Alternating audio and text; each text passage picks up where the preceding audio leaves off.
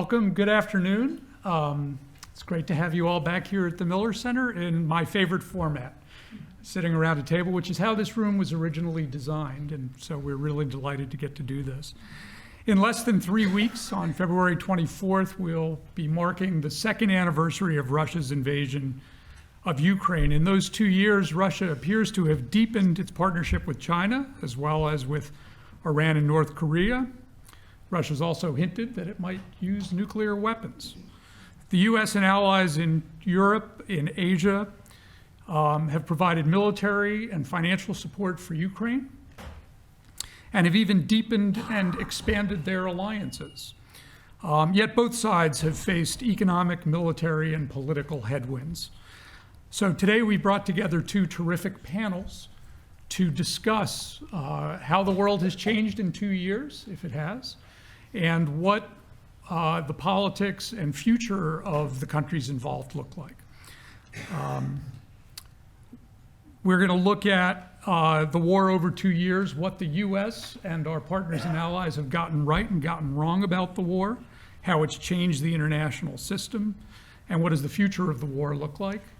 And the second panel will look at leadership in the major countries involved in the conflict and how the leaders' choices and strategic directions will affect the future of the conflict. This second topic is particularly important here at the Miller Center, where we study the American presidency, so we all look forward to learning a lot over these two panels. For the past 2 years since the outset of the war, as most of you here in this room know, the Miller Center has been paying careful attention. We've had a weekly seminar of our scholars, not necessarily for public consumption, but where we've learned from one another across all of the global dimensions of the conflict, not just our experts on Russia and Ukraine, on European security, but also international economics and the broader geopolitics of the conflict. We've also hosted a half dozen events, both in person and by Zoom. And our scholars have used those sessions to inform their own writing, their own public speaking, and other public activities over the last 2 years. In many of these war room sessions, we've invited terrific guests, some of the leading thinkers from around the country, indeed around the world, to educate us, to inform us, and then to share ideas with us and hear from our own scholars of their views. So we've tried to do that today in each of these two panels. And in our first panel, I think we're all thrilled, but I'm particularly thrilled to be joined by Jim Steinberg, who is the Dean of Johns Hopkins School of Advanced International Studies. He was Deputy Secretary of State from 2009 to 2012 under President Obama. He was Deputy National Security Advisor and also Director of Policy Planning at the State Department during the Clinton administration. And in full disclosure, he was my first boss in government, and I served under him in both of those jobs and learned a great deal from him. And we're also excited to have, as our kickoff speaker, as part of our kickoff duo on this first panel, Alexander Bick. Alex joins the University of Virginia's Batten School of Leadership and Public Policy as a professor of practice, having just served 3 years in the Biden administration's State Department Policy Planning staff and also National Security Council, where he was intimately involved in these kinds of questions. So they're going to kick off our conversation, and the format is that we have the same moderated roundtable that we do by Zoom every week. After initial remarks from Jim and Alex, we'll open the discussion to the table, literally and figuratively. And then following that, we'll take questions from the audience. For those of you here in the room, I think we have cards for you to write your questions on. For those joining us by Zoom, please use the Q&A function at the bottom of your screen. I'll introduce the other participants as they join so that we don't have to introduce 12 people right now. As you'll see, their expertise, as I said before, covers military affairs, geopolitics, international economics, and in particular, we have a very strong group on East Asia. If you're watching at home, their biographies are available on the Miller Center website for this event. So thank you all once again for joining us, and we'll kick it off with Jim and Alex. So Jim, you've served at the highest levels of government. You have a second career in being an educator at some of the great universities in the country. Before Johns Hopkins, you were at Syracuse, and before that, the University of Texas. What have we learned from 2 years of war? What is the state of the world today? Is it much different than it was 2 years ago? What did we get right? What did we get wrong? Well, thanks, Bill, and thanks for having me here at the Miller Center. I've had the privilege of being here many times over the years, and it's always a treat. And the work that you all do here is really important, because understanding our past is really important, not just understanding our present, but to think about the future. So great to be here and to be joined by so many friends and former colleagues around the table. It's a terrific group. So, the question is always, when you talk about these things, people pose, well, was this an inflection point? Is the world significantly different after than it was before? And as historians, this is where one always trots out the probably apocryphal aphorism attributed to Zhou Enlai, who was, when supposedly asked about the implications of the French Revolution, said, "It's too soon to tell." Now, it turns out that if he said this, he was actually thinking about the French Revolution in 1968 and not the one in 1789. So it was actually pretty too soon to tell. But it's an important reminder, because it's very difficult when you're in the middle of events to really fully appreciate the long-term implications. And I think, we now, for example, see World War I as an extraordinarily important turning point. But even in the first months of the war, people didn't see it that way and know it. And so I think there's a tendency, there's what we in the Academy call both type 1 and type 2 errors. We either overestimate and call it as an inflection point where it's really not so different, and occasionally we miss it completely, and there are events that we don't. So I think we have to be humble about thinking about the long-term consequences, and also to see the elements of continuity as well as the elements of change. But having said that, let me point to a few things that I do think are pretty consequential. One of which I think will come as no surprise, is that despite the effort through many administrations to try to change the centrality and the focus of American foreign policy and sort of see the kind of the central point of the world as being a conflict centered around Asia, that the world just doesn't allow this. And so, to take another example from kind of popular culture, it's a little bit like The Godfather. Just when you thought you got out, they pull you back in, right? And so, having felt, for a long time that Europe was relatively settled, that there were sort of minor conflicts that continued in the Balkans and elsewhere, that the center of gravity had moved to East Asia. It's clear that just isn't the case, and that the challenge is trying to just sort of have the privilege of privileging one set of problems and one set of geographies is not something that we can easily do, and that events have a way of imposing themselves on policymakers who would like a great deal of clarity. The second, I think, big question has been around the question about whether we are in a new era of ideology, right? I mean, that is, we kind of went from the moments in the immediate aftermath of the end of Cold War, where, again, not quite fairly characterized, our good friend and colleague, Frank Fukuyama, sort of assessment about the end of ideology, if not the end of history, as driving foreign policy, is that the question now becomes, is that more important? And we've seen a lot of debate about the question about whether the kind of one of the defining features of our world is democracy versus autocracy and the like. And I think there has been a recognition that, on the one hand, this is an important feature, and that some of the dividing lines that were sharpened by the Ukraine crisis was precisely between governments which were largely democratic and believed that what was at stake here was defense of basic principles about self-determination and democracy, versus those who had a different view.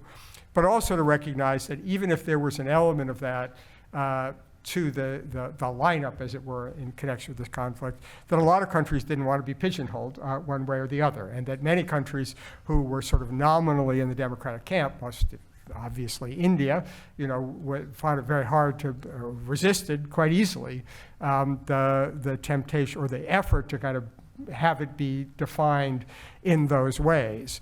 And similarly, countries which are not necessarily democratic have, for other reasons, been more aligned with the US and Western Europe. And so what we see is, at the core, there is an element of this. I mean, the strongest response to the intervention has come from the United States, from Europe, and from the democracies of East Asia, where I think we've seen a very strong response that perhaps surprised some people about how particularly Japan, but also Korea and others have responded to this, but also a recognition that there are a lot of countries in the middle which are nominally are democracies, Brazil, India, South Africa, which don't want to be brought into this alignment. And so, and even more, not only is it having both elements of this ideological divide and others, but it's also, it in some respects has become almost a self-fulfilling feature of the divide, because the more the issue gets defined this way and people are asked to choose sides,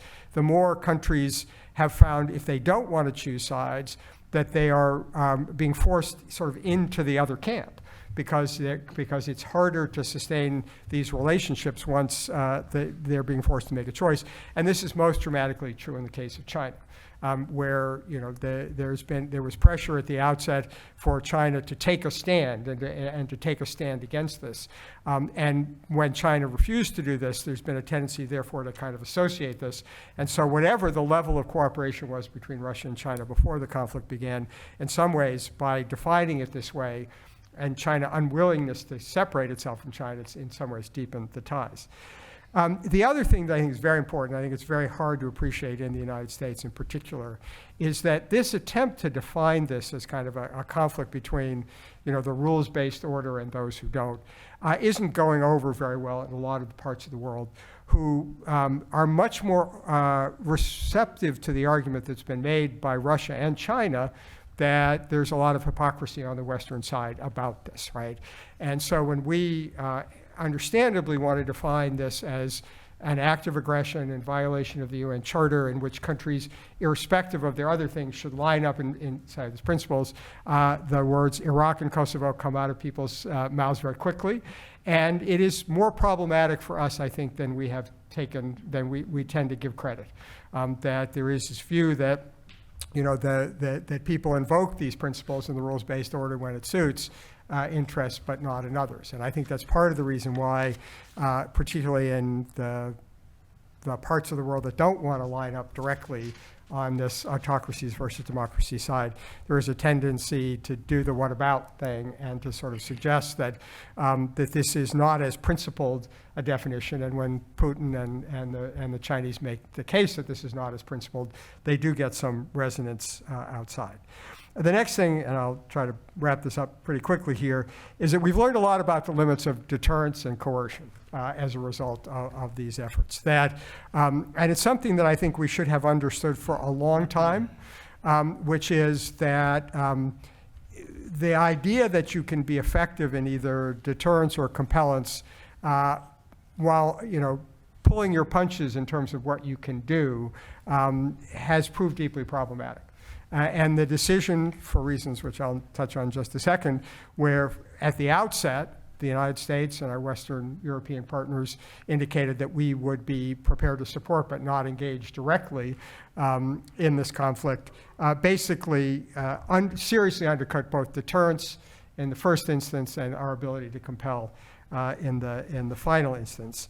And of course, there are a number of reasons for this, some having to do with domestic politics and whether both Europe and Western Europe and the United States could get public support for sending their troops to fight and die in Ukraine, but also, and this is my last point, the renewed awareness of the salience of nuclear weapons, which has played an important part in addition to the lack of public support for direct military involvement by the United States and the rest of the conflict, to the very real sense in which the potential threat of nuclear escalation has caused us all to trim our sails fairly substantially in terms of what we're going to do. When you fight a war where you basically have ruled out taking it to the other guy's homeland, it really reduces your opportunities. So the combination of not willing to introduce our own troops and then not willing to take this directly to Moscow or to Russia itself in any meaningful way has really shown the limits of the ability to deter or compel, and including the limitations around economic measures to both deter and compel. So let me stop with that. That's great. I know we're going to come back to you, Jim, on a lot of these points. So, Alex, you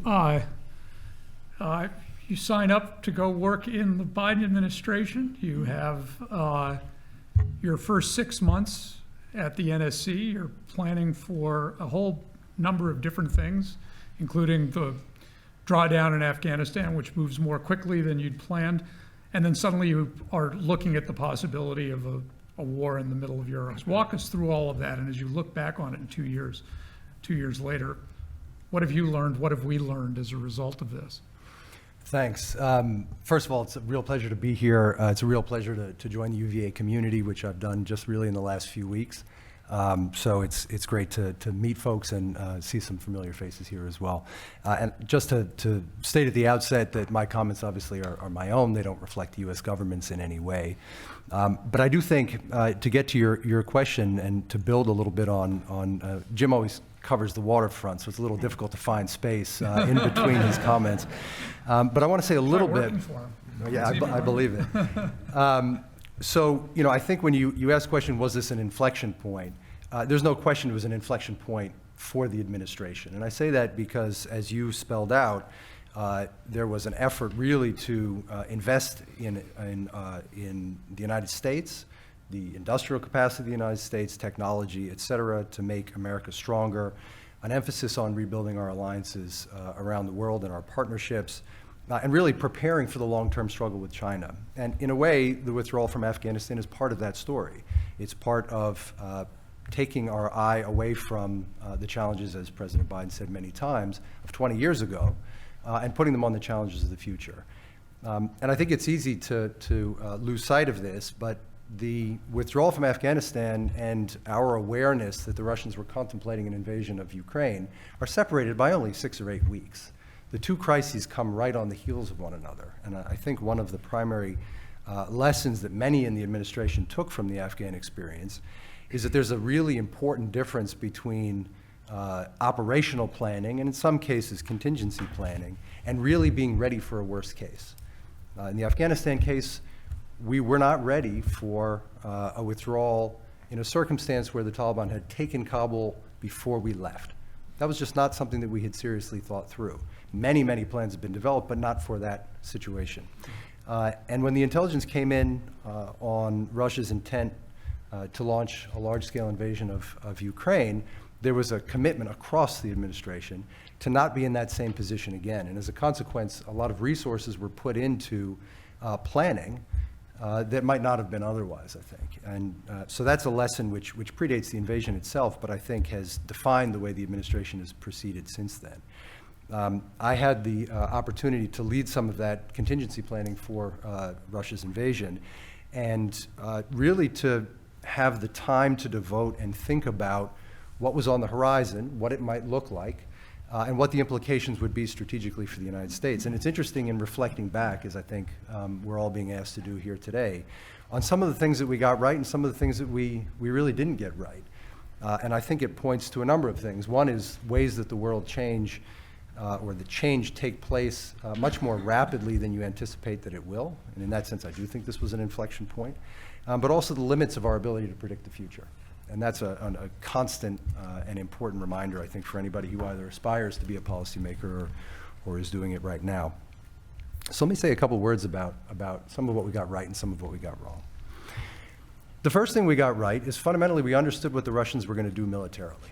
We knew where they were going to attack, when they were going to attack, and essentially the outlines of their military strategy.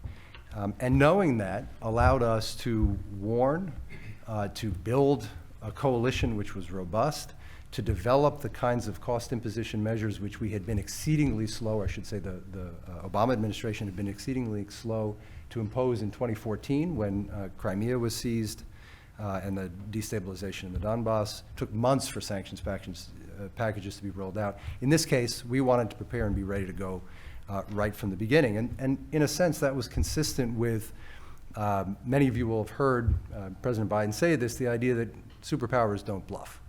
So if we were going to make these threats, we can come back to the question of deterrence and whether it succeeded or failed.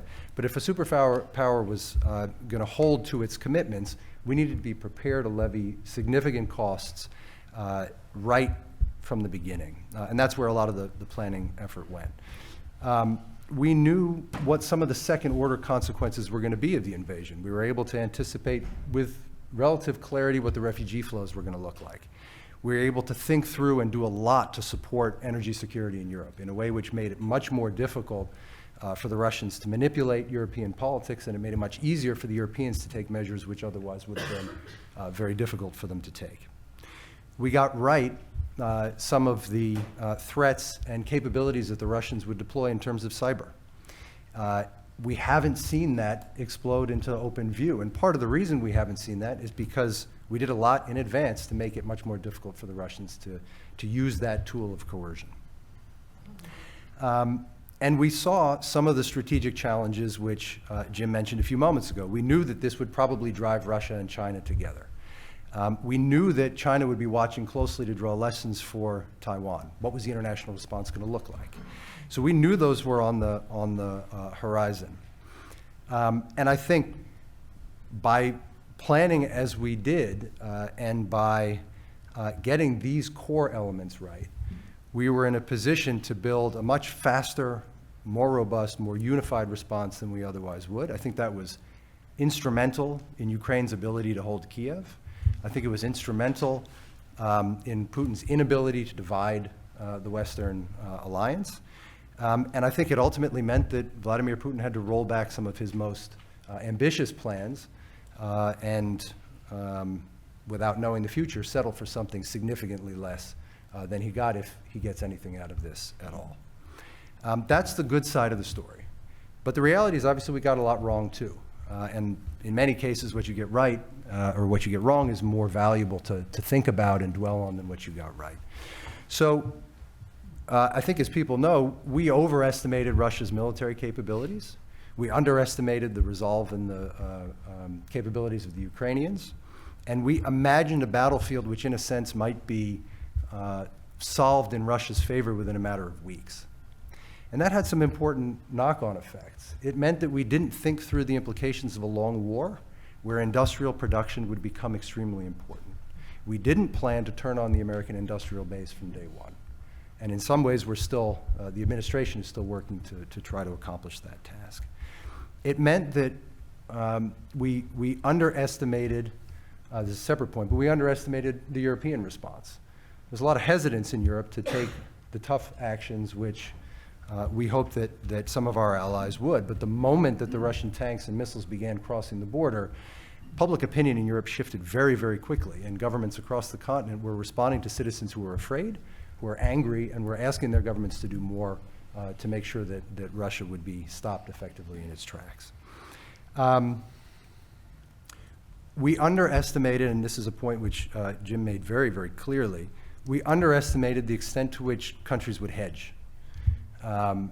It's not that we thought that everyone would line up immediately in condemnation of Russia, but the extent to which a number of countries were willing to pursue essentially an independent policy and remain mum took us a bit by surprise. So we worked very hard, the administration worked very hard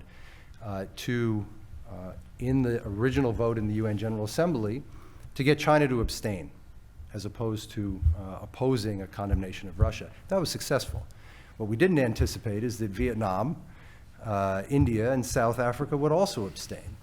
And their actions over the course of time, joined by some other states, some of them quite significant economically and politically, suggest that this middle is a middle which does not want to be manipulated by the larger powers. I'll just make two other points in this, and then I'll wrap up as well. I think we expected that Russia would compartmentalize on a few key issues. The idea that we would continue to negotiate, as we had been trying to with Russia on strategic stability, that was out the window. If Russia was going to invade a sovereign country, the idea of talking to them about the basis of strategic stability no longer made any sense. But on issues like arms control and the implementation of existing arms control commitments, our expectation was that the Russians would continue to have that conversation. Our expectation was that they would continue to put pressure on those states seeking nuclear weapons as part of a broader non-proliferation regime. I think both of those assumptions have proven either wrong or much weaker than we thought they would be.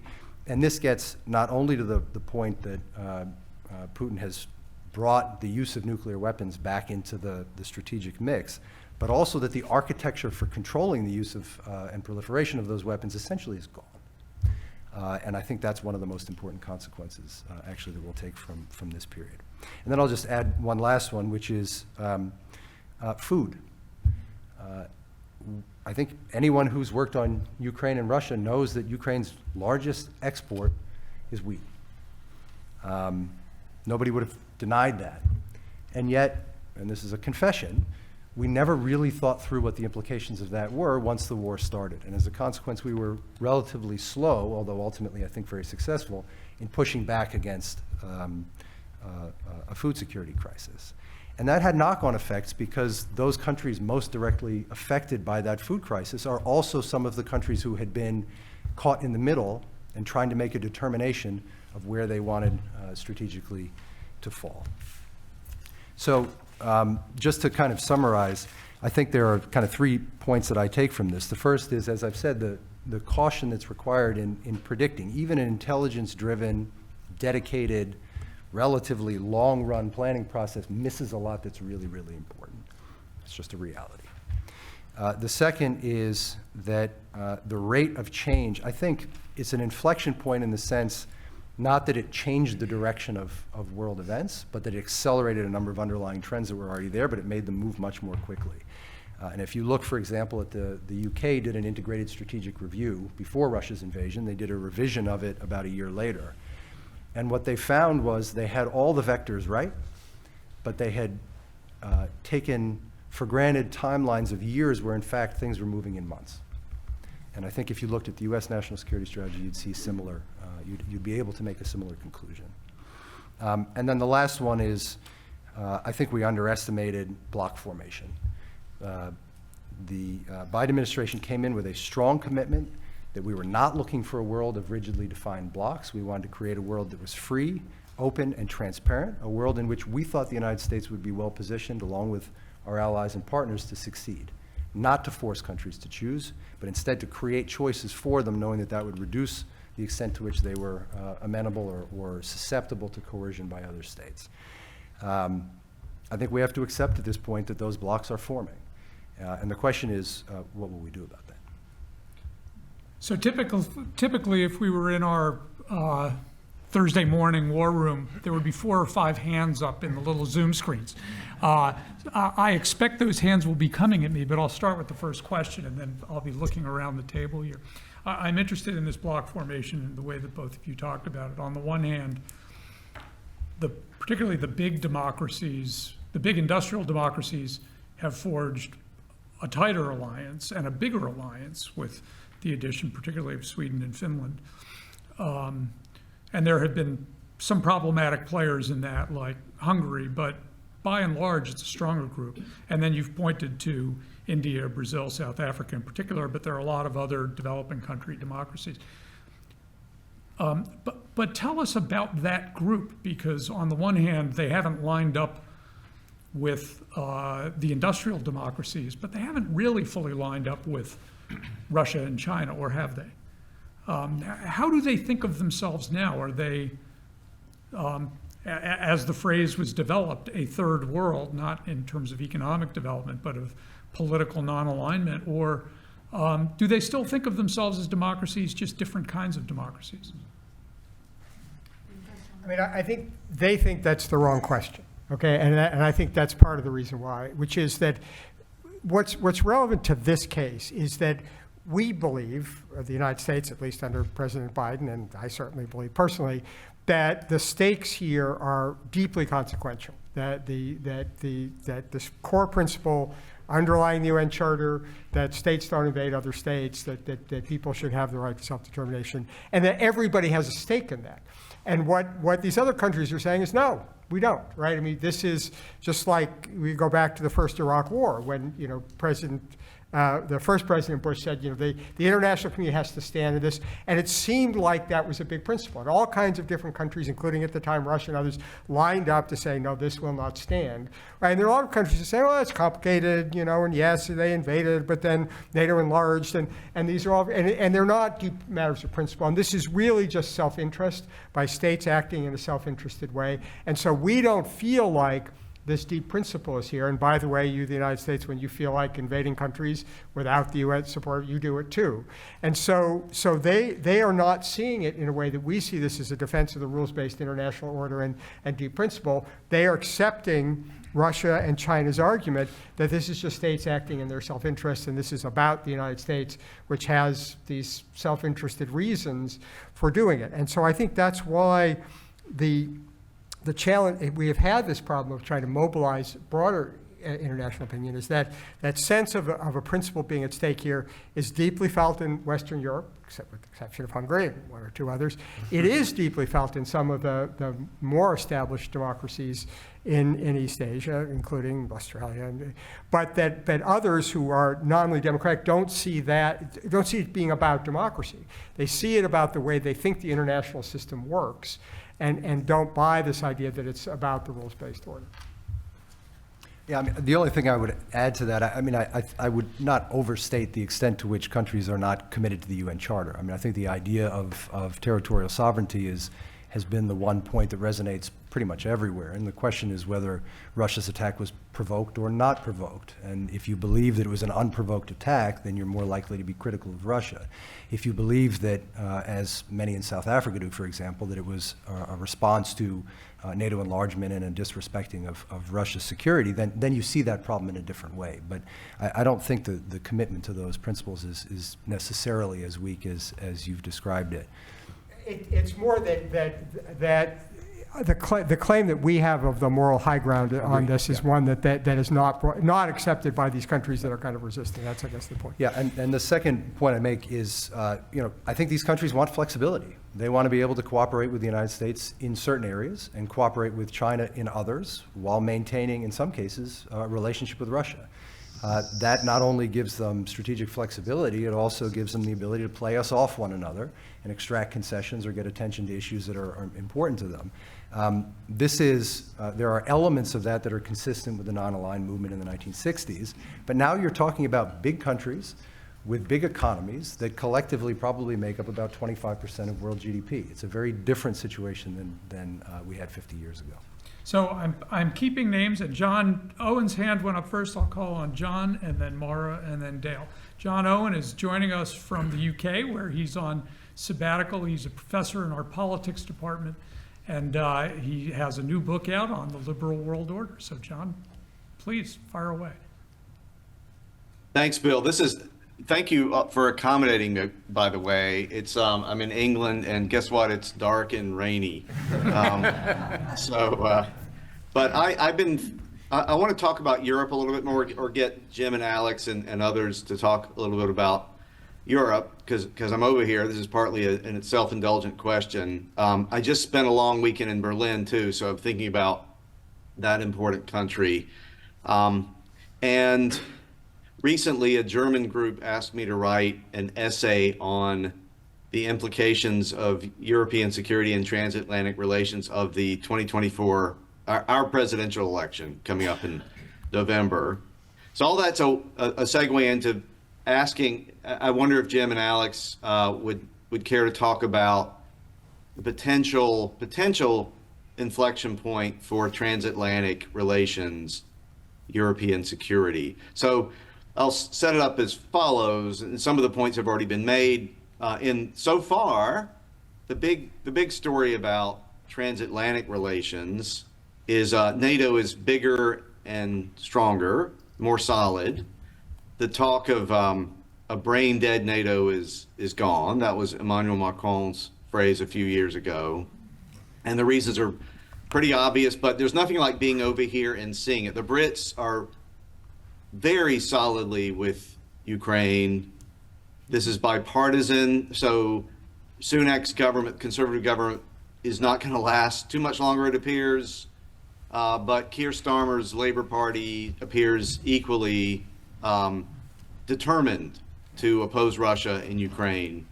In Germany, the discourse is different, but there's enormous solidarity with Ukrainian flags flying from all sorts of buildings.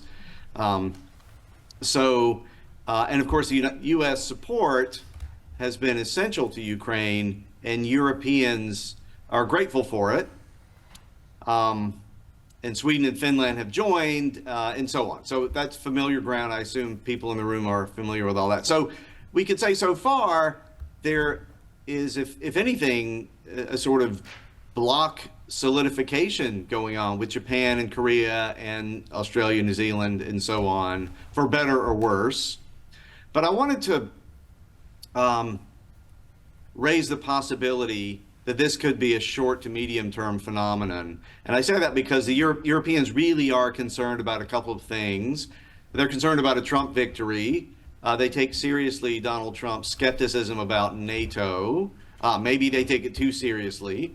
But they remember quite vividly in the first Trump administration, and they're anticipating what a second one, if it happens, would mean for them. They read the same media we do, and they may exaggerate. Their fears may be exaggerated. I don't know.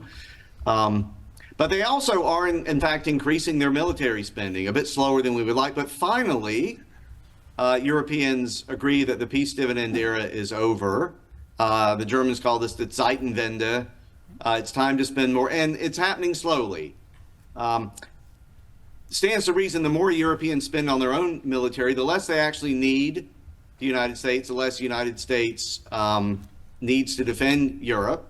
So I wonder, because a lot of Europeans are wondering about this, I wonder what our Alex and Jim think about this. Is there some chance we would look back on this as actually, ironically, the beginning of a kind of transatlantic decoupling? Or do you think that's really an overblown fear by some Europeans? Thanks. So it's a great question, and I think there are two elements to try to answer that. I mean, because lots of events are happening at the same time, and so there's definitely been a greater cohesion among particularly Western European countries, but also, as I mentioned, Japan, Korea, and others around this. But it also, I think, has to be seen in conjunction with the evolution of views about China. And so part of what's driven the United States and Europe together is common views on Ukraine.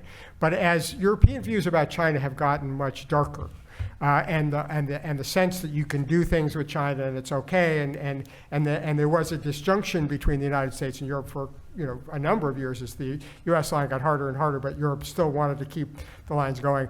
That's, as you probably see over there, is gone in a big way. I mean, there's not a lot of, and so Europe we have parallel diagnoses both about Russia and China now, and equally important for Europe, because of the U.S. strategy vis-a-vis China and particularly the technology competition, Europe wants to be with us on this. And so there's a powerful incentive, both in terms of the security environment, but also the techno-economic environment for this community to get stronger. And so the two things, I think, combine to bring us together and are bigger than just the Ukraine crisis.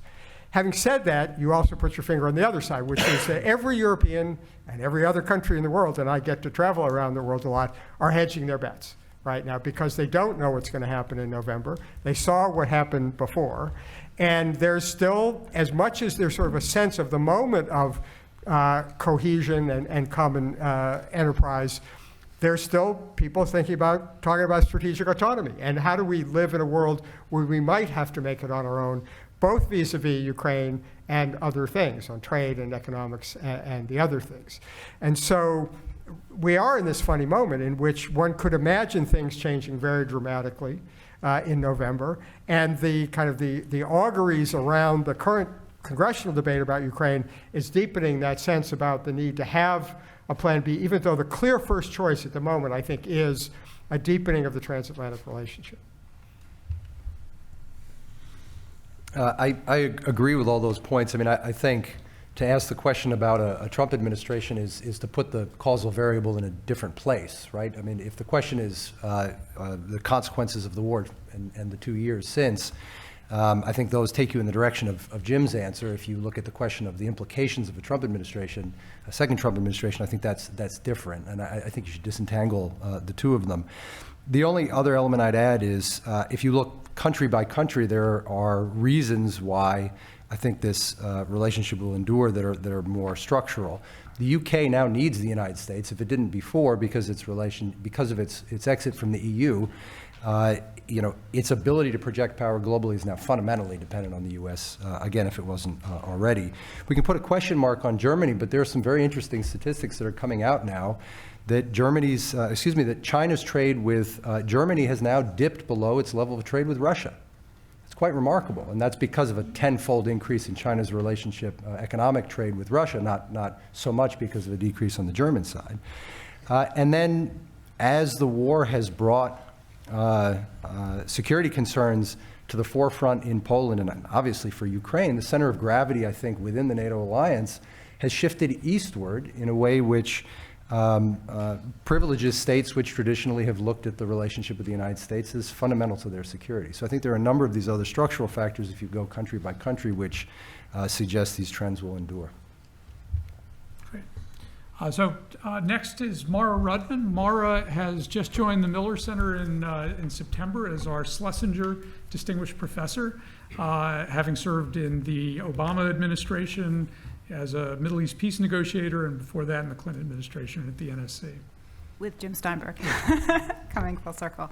I want to pick up on your last point, Alex, and put a question, I think, because it goes to Jim, what you were saying when you mentioned what the first Bush administration did very effectively and how they did it. And part of what's troubled me through a number of comments here is, I think, a challenge the United States has had across administrations on knowing our adversaries and, frankly, doing what in business terms would be a stakeholder analysis of knowing where different people are and why they're there and what our plan is for moving them. And I actually don't think it's about principles, about democracy or autocracy. I don't mean to sound unprincipled about it. But what I'd be curious about, and I'm going to put Eric on the spot too in terms of the first Bush administration, because my assumption in studying that from outside was that was an example of really savvy statecraft and of smart politics on the international stage. And that element seems to me goes up and down in administrations to follow on how effective they are in doing that. But Alex, some of the points you made about not even understanding Russia fully, never mind understanding where different countries are going to come at this, and Jim, you made this point, to me points to a gap, and I think it's across administrations, Democratic and Republican, in basic, whether you call it politics or knowing, figuring out where different people are on different things. And that's, I'd be curious kind of your take on that, and Eric, from having lived it inside the Bush administrations. I may need help from Steve. Moral support, if nothing else. I will be happy to answer that if you want. I think it's actually a very important this is Eric, point. for those who don't know, Eric Edelman is a practitioner, senior fellow here at the Miller Center, has served as ambassador to Turkey and Finland, and Undersecretary of Defense for Policy. The point I was going to make is that I do think it highlights what Mara was pointing to, a difference in approaches to multilateralism. So the Bush 41 administration was very successful at putting together a multilateral coalition and getting them to basically pay for the war. But that was enabled by the willingness to say, if you don't join us, we're going to go alone. And that, I think, is frequently missing when we put together multilateral coalitions. I mean, if you're trying to put together a multilateral coalition and you say to people, well, if you don't join us, we might not, go or do anything, I think it begins to undermine your ability to get people to go with you.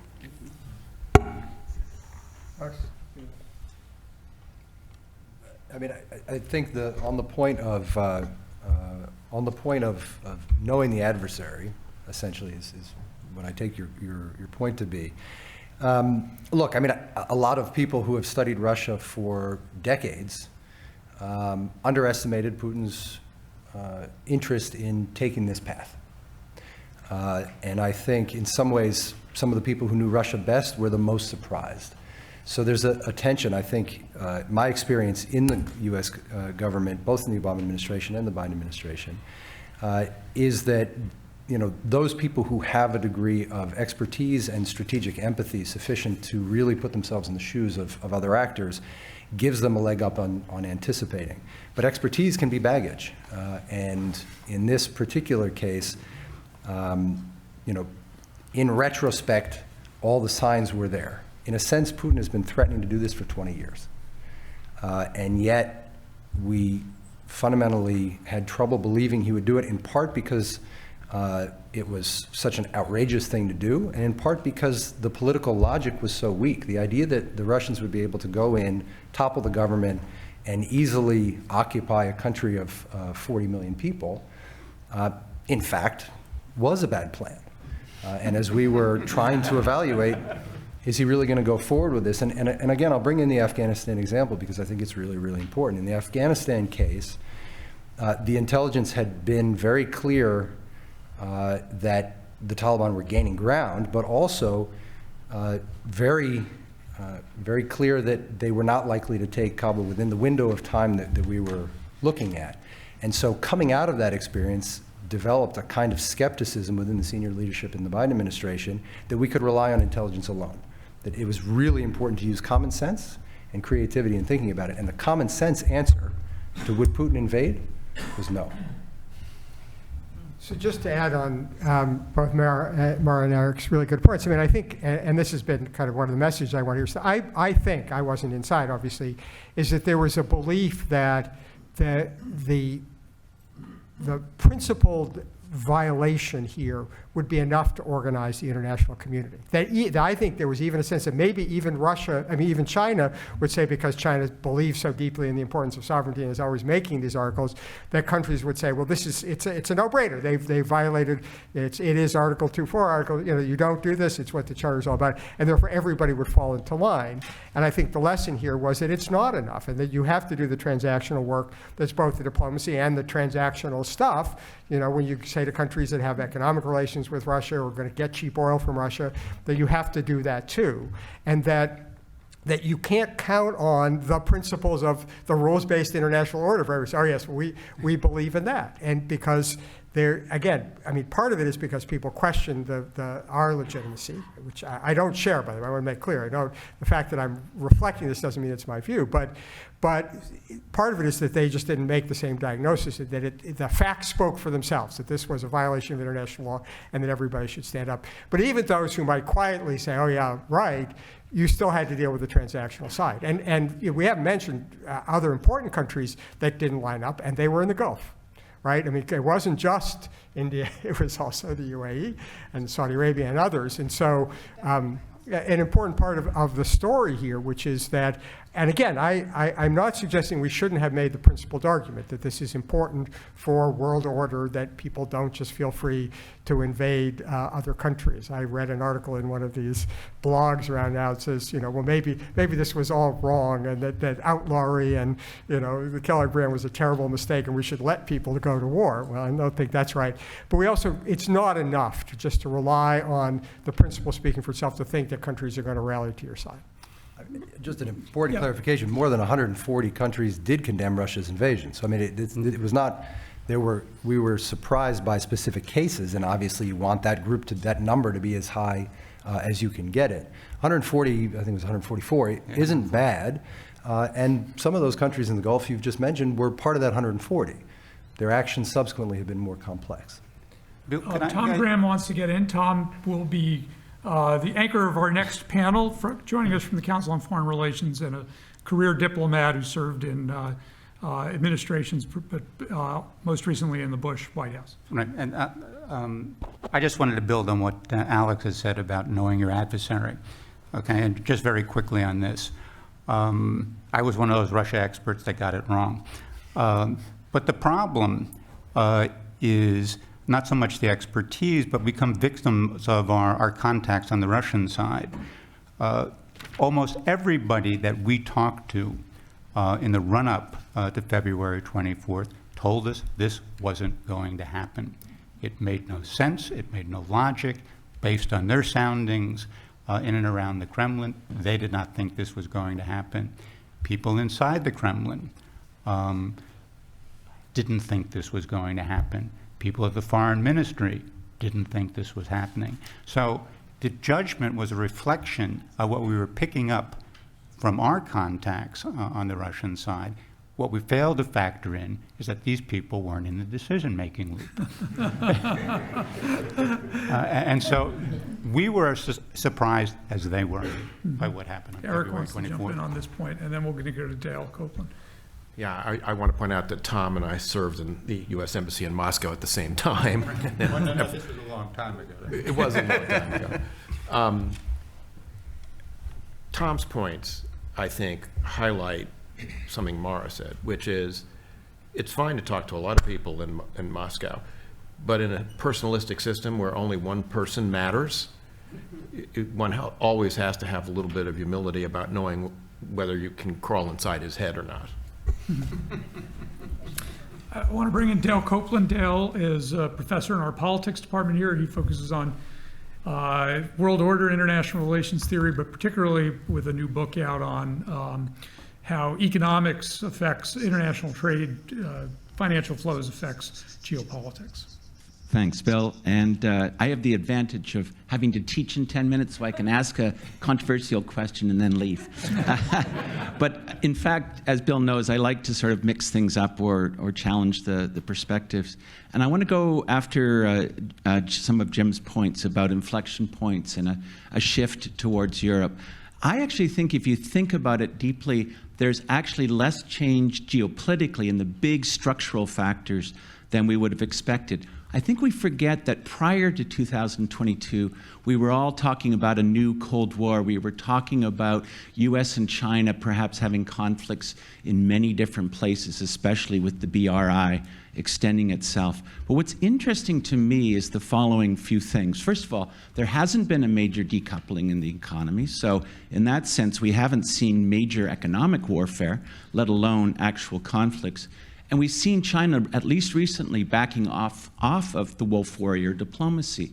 So here's what I would say is, I don't think there's been a big geopolitical shift. There's been a skirmish, if you will, but the big game is still China versus the US. And here's what I think is the implications are. It's an inflection point, but in a potentially good way, which is that China has learned some lessons from this and is actually realizing that the more one pushes, especially if it's perceived in a glory-driven way, the more one looks like one of those old authoritarian states that wants to take over the world, and the more one gets balancing against you, including your neighbors like Vietnam and Southeast Asia. So China is smartly backing away from some of that to avoid getting constricted, especially economically, the way Russia has. The other aspect of this, and I'll just be short because I do have to leave, is that if we think of this as an emerging bipolar system where Russia is kind of a smaller player, maybe aligned with China, what does China get out of this? China doesn't really want this to continue because it's hurting its Belt Road Initiative in Central Asia, its linkages by rail to Europe's trade. Europe and US are the big trading partners, 10 times as much trade than with Russia. So what China would like to see is it end and get back to some kind of growth of the economy to help China's domestic stability. So ironically, I think the US is in a better position now. It's formed an anti-China chip alliance, semiconductors. It's got a better presence now in Asia. China's backing off of the threat to invade Taiwan, at least immediately. So again, the context matters. If prior to 2022 we were talking about a new Cold War and Hal Brands was talking about the coming conflict with China, I actually think that's now wrong. And in fact, we've actually improved our relationship, ironically, avoid the Pelosi question, to a year and a half ago, and look at what's happened recently. And we're in a more stable geopolitical situation. Not quite détente, not quite peaceful coexistence, but I think China has a self-interest, as the US does, to avoid that new Cold War. Thanks. Jim, I'd love your reaction to sure. that, and then also maybe bring in Harry and Get Shirley. Harry's view would be great too. So I have to say, with respect to Al, I worry that that's wishful thinking on your part, which is I think we think if we were China that we would want the war to end for the reasons that you said. But I'm not sure that that's actually the way the leadership in China sees it. I mean, and I think that's been part of the problem, is I think that from the beginning, we could tell ourselves a story about why this was not in China's interest. And it's not crazy. I mean, I think that, you know, if I were there, that's what I would do. But I actually don't see signs of that. And I think, you know, from talking to people who know, there's a tremendous amount of support from China for what's going on in Russia, and no significant effort by China to end this war, right? I mean, because they could, if they wanted to, they have a lot of leverage that they could exert. I'd be interested in Tom's and Eric's view on this, but I've always believed that if Xi Jinping really wanted this to end, he would tell his friend Vladimir Putin, it's time for this to end, and it would actually have a big impact. So I'm not so sure that that's right. And I'm also not so sure that, I mean, there's no question that China is making an effort to stabilize U.S.-China relations. But don't tell that to the Philippines. And look at the South Thomas, you know, the second Thomas Shoal. Don't look at some of these other places. And so I think I'm very careful about, you know, you could be right, but it's hard to know about whether there's been a significant rethinking about China's overall strategy. There are people I respect who know China who have a different view, and some who have your view, and I have my own, and it's spent a lot of time there. So I think we don't know at this point, and I think but it's easier to say what the policy implication is. We should do the things that we can do to make it more likely that China's going to move in that direction without basing our policy on the assumption that they've made the calculus that you've just described. I want to bring Shirley and Harry into this, but I have a quick, small follow-up. Jim, you went on a delegation after the recent Taiwanese elections to congratulate them for having a successful election. And I'm curious how much on those visits people were talking about Ukraine and the war in Ukraine. Not. I mean, I think that there obviously, it's not trivial or irrelevant to think about the two, but I think, you know, the Taiwanese are very pragmatic about this, and Harry, surely Eric says, is that they understand that whatever choices we make about Ukraine aren't really going to decide about what the choices we make about China and Taiwan. And so I think they gain neither comfort from the fact that we were involved and we did economic sanctions, nor excessive fear because we didn't intervene directly militarily to draw the conclusions there. I think they are looking at their unique set of circumstances and their unique situation and largely drawing the conclusions and trying to read the tea leaves about U.S. politics and our overall relationship with China as a measure of how we will respond in the event that things become more difficult across the straits. Mm-hmm. Harry and Shirley, so has the war in Ukraine been an inflection point, particularly in U.S. relations with China? Can I go first, Harry? Okay, so Shirley Lynn is a professor of practice here at the Miller Center. Taiwan does have some very deep interest in what's happening in Ukraine, and I'll let Shirley talk about that. Okay. Thanks, Bill. Actually, I very much was going to say something else to respond to Dale right away, but let me respond to Jim right away because we just came from Taipei literally 5 days ago, and I came via Bangkok to one of the largest Asian conferences with 1,500 people focusing on public health. And what I want to say is, Dale, unfortunately, I agree with Jim. Actually, not much has changed, and that is the Chinese are very successful. Actually, they're not backing off. I think, again, what Jim was saying about timeline, backing off is the wrong way to look at it. They're highly successful. In fact, the Taiwanese decided to hedge, as all of you were talking about, by giving actually the parliament to the KMT, the pro-Beijing party. Think about any country that needs the United States more militarily. There is no country that is talking about, and I guess, Jim, I just want to correct this in terms of the presidential election in Taiwan on January 13th. Every single presidential election talked about Ukraine during the debate before the day you got there. Once you got there, it was already decided. But during the debate, everybody was talking about Ukraine, and the same facts presented to the opposition, both somewhat pro-China parties, which won actually together a majority in the parliament, and that's what the Taiwanese decided to do. Give the parliament actually more pro-China, actually parliamentarians, and voted for the more anti-China president. And this is a situation, I think, that's very disconcerting for the United States. It's not about the big D democracy. In fact, the reason Ukraine is so important, of course, is the fear of abandonment, the fear that actually the United States, in the end, is going to be losing the world. And therefore, if that's the case, this giant neighbor next to this little island, should we be putting all the eggs in that basket called democracy when democracy can't save you?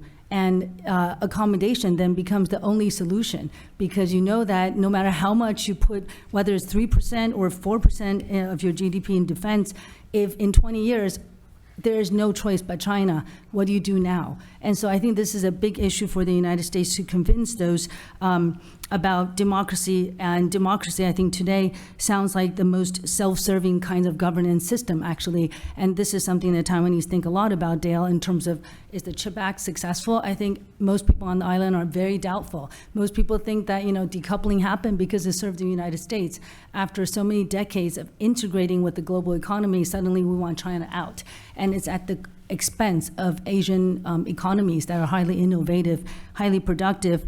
And I think this issue of the big democracy versus a small one is where China is very successful, and China simply needs to, as the underdog, sow doubt. It doesn't need to be successful in creating a narrative. It just has to say, what aboutism? What about Afghanistan? What about Ukraine? That's what Taiwanese will do. So 2 of the 3 presidential candidates in Taiwan's national election this time talked incessantly about Taiwanese kids going to war, so we'll end up being Ukraine, and the United States will never get here. And so it's just our problem to resolve. And I think that's why the voters decided, let's split up the government. Some pro-China, some pro-the US, and we're going to keep them all in the balance just in case nothing goes right. And I think this is what's very, very worrisome about what's happening. And the second point is on functional line on representing the South. India and China now are all out on representing the South. The United States is nowhere near this. And I think this is very important because I came from the biggest conference in Asia, Prince Mahadal Award Conference, which has been going on for a long time in Bangkok, where the UN is. Multilateralism is completely basically in doubt, and everybody was talking about where is the United States during COVID. And Singapore nominated the keynote speaker, of course, very well-known speaker, Mahbubani, who spoke about 2 elephants trampling all over the fields of Asia. And he talked only about 1 elephant. And that was the United States, and what is wrong with the United States. So when he finished speaking, the United States representatives all stood there and thought, I think they were supposed to get up and leave the conference, but it was too hard because it was so big, and so they didn't leave. But during lunch, everybody is saying, how can Singapore just nominate him to talk about this in a public health conference, which the heading was geopolitics and public health. And the entire 3-day session was basically, the United States cannot be trusted. This is out, open, public, in a city where the United Nations is based. And I thought it was just terribly embarrassing. And of course, South Korea, Japan, and Taiwan had altogether not even 10 representatives. The Southeast Asians were there looking at this, and I think that everyone understands, if you want to get economic subsidies, you call Beijing, and they will be right there. They were all over the conference, and you know whom to call. There's a number to call directly. So I think functionally, in terms of special areas, whether it's public health or it's economic development, China is to be dependent on. And in terms of geopolitics, all you have to do is worry. And all you have to do is look at the United States record over the last 70 years. The Taiwanese will be the first to say we've been abandoned many times. And so how do you know it's not our turn next? So we don't want to be Ukraine. I think these are things that really matter during the national election. Harry? Well, there's so many things that I could say at this point, and I know you all want me to talk about China. Maybe I'll do that later. But I want to get back to this idea of the inflection point, because I think there are inflection points happening. And there are 2 groups of them, maybe many more. But the ones that I want to talk about just quite briefly are inflection points in terms of old assumptions being very sharply questioned, if not discredited, and ideas, conversely, that we thought were kind of completely obsolete beginning to come back. And let me talk about the ones that are coming back first. Obviously, the most important one is the idea that the possibility of war in Europe and perhaps in other parts of the world was becoming increasingly unlikely.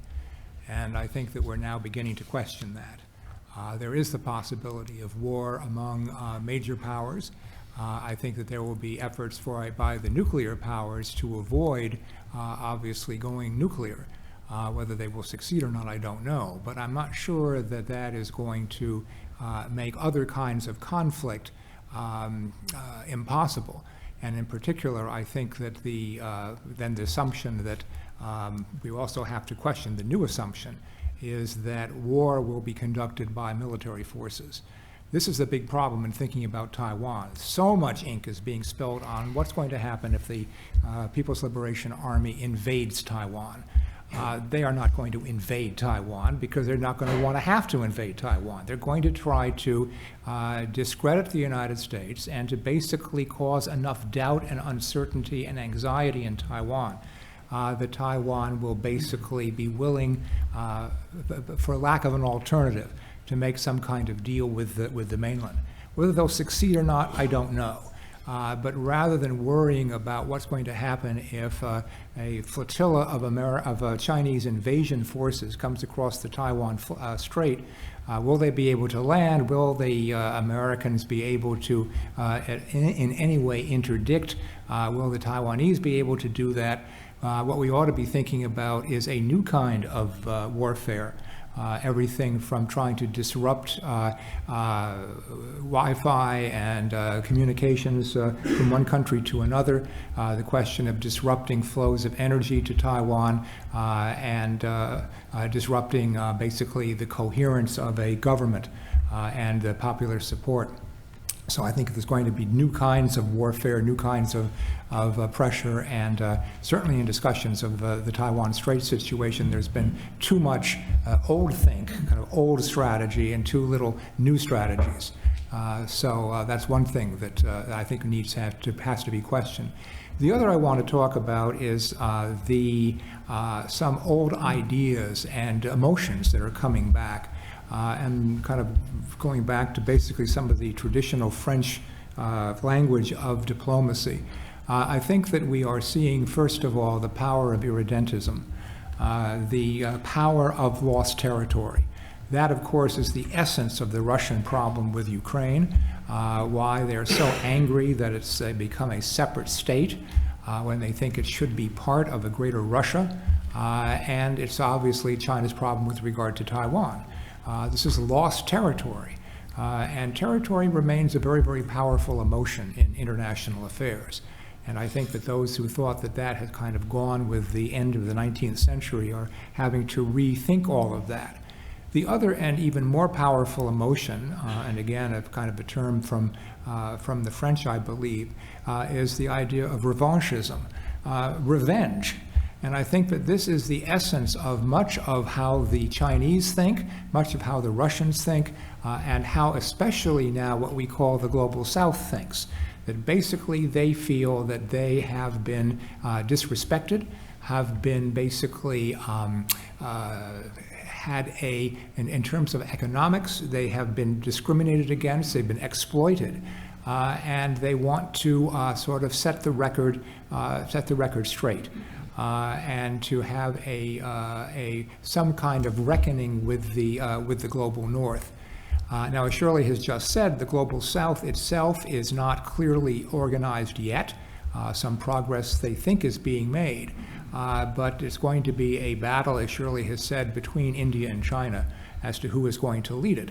The Indians are going to be very powerfully arguing that China is not going to lead the global south because it's not part of the global south. China is part of the global north, they will argue, in terms of its level of development and above all its the fact that it holds more sovereign debt of other countries than any country in the world. It is a so-called southern country, China, that holds sovereign debt. And from countries especially that have participated in the Belt and Road Initiative. So what I'm trying to say is a couple of things. First of all, yes, I think there is a kind of a change in the time, a Zeitwende, that a large part of it is the structure of the international system. I think that we've already talked about the way in which old assumptions and old institutions are beginning to be challenged as being either out of date or being dishonored or not being effective. But in addition to that, I think we're seeing new cleavages. And the one that I'm particularly interested in, the idea that while the East-West conflict is not completely over, the new one is the North-South one.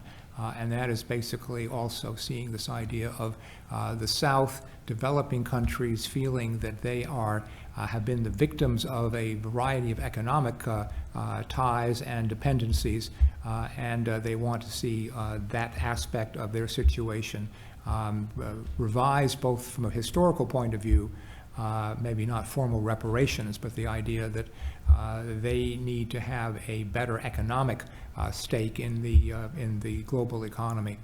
I'll just leave it at that. If you want more about China, we can talk about that later, Great. perhaps. Thank you, Harry. We only have a few minutes left, so I want to turn back to Jim and Alex for closing thoughts. A lot of ideas on the table here, particularly as the conversation just shifted back to where the U.S. government wanted to shift the conversation to Asia. And I'm curious to get your sense of how this plays out forward in a couple minutes.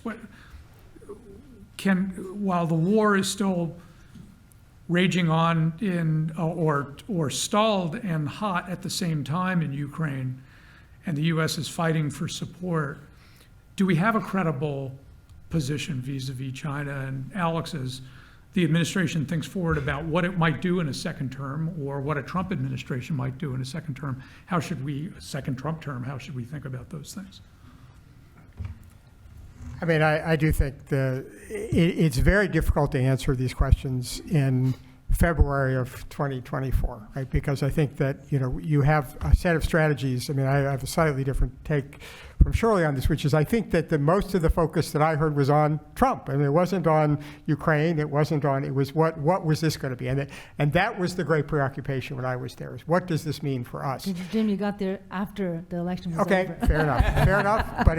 But because as you said, and of course you're always right, that the idea, the only thing that matters to them is what will the U.S. do vis-a-vis Taiwan, and that's my point. Is that we could have done everything in the world for Ukraine, and it wouldn't have made the people in Taiwan feel more secure, because they still would worry about what we would do for Taiwan. I mean, they have that in that sense. I think it's always about us, right? And the history of abandonment, and everybody remembers all that stuff.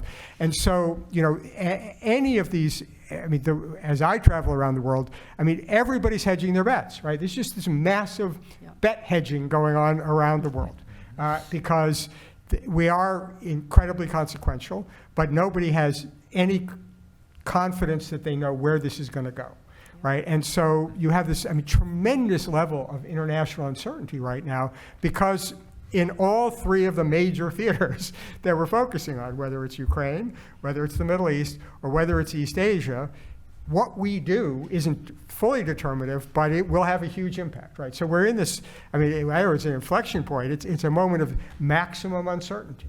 And there's sort of, obviously it's not just about our election. I mean, even if Biden's reelected, there are underlying forces that still have to be contended with. But we're in this kind of 9-month, 10-month-long breath-holding exercise globally that makes sort of everybody sort of think about how do we get through this period of time and how do we prepare for it. And it goes back to our earlier conversation about Europe. I mean, I think Europeans would like to be in a place where this re-engagement with the United States is part of the strategy, but also don't want to make big bets right now on how to do that. And I think the world is doing this, and we see this in the Gulf and in the Middle East, right, where countries try to decide, how much can you rely on this? And, we're trying to get the Gulf states to take our side against China and be part of that competition, and they're making the same kind of calculus that the people in Taiwan are being, which is, well, we don't want to be left out and hang out to dry. And so I think it's very difficult right now, either as an analyst or a policymaker, to try to figure out what you do when everybody is just simply anxious and feels like choices are going to be made about them that are enormously consequential for them, over which they have no direct say. I can't add too much to that, only on the point of uncertainty. I think that's a really crucial point. And it makes me think of the John Kenneth Galbraith BBC series and then book that came out, I think, in 1970, called The Age of Uncertainty, where he wrote essentially that all these major defining ideas of the previous half century essentially had all collapsed at once. And he was speaking specifically about economic ideas, but I think it applies now. Our confidence in the overall trend lines on democracy, on America's role in the world, on technology as a force for good, you can itemize these. I think our confidence in all of those things has decreased pretty dramatically.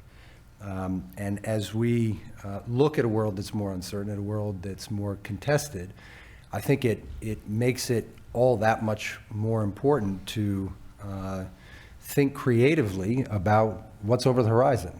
And some of that work is beginning in the U.S. government in a way and with a renewed energy that wasn't there before. And I think that's a very positive thing. In terms of sort of, where are we and where do we go? I think this conversation has given good reason, or certainly good evidence for a degree of pessimism. But I also think you can come away with some fairly important conclusions which are not quite so pessimistic. And so maybe we can end with those. One of which is, we feared that Ukraine would be wiped off the map 2 years ago now. The expectation was that the Ukrainian government would hold on for a few weeks, that Russia would install a puppet leadership, that it would face a difficult insurgency, but that Ukrainian independence, as we had previously known it, would be over. That's not the case today. Ukraine is under tremendous strain, but they are a sovereign, democratic government that continues to hold the vast majority of their territory, although obviously not all of it. Our position vis-a-vis China, despite all of the challenges and despite the thorny problem of Taiwan, our overall position vis-a-vis China is stronger, I believe, today than it was 2 years ago, because of the feeling among many of our allies that U.S. intelligence and U.S. power were ultimately essential to their own security. And I think because China has seen some of the difficulties that Russia has gone through, and they've taken advantage of that, obviously, I think that puts us ultimately in a slightly better position. Our alliances are stronger now than they were before. And I think the trend line on a kind of multipolar world and countries in the so-called global south, a kind of revanchist attitude. Look, Putin went out in 2007 and said we need a multipolar world. The feeling in a country like Brazil that the United States has not been supporting its best interests is not a new feeling. It is a deep-seated feeling in the Brazilian elite that goes back decades, and it's true for many other countries in the world.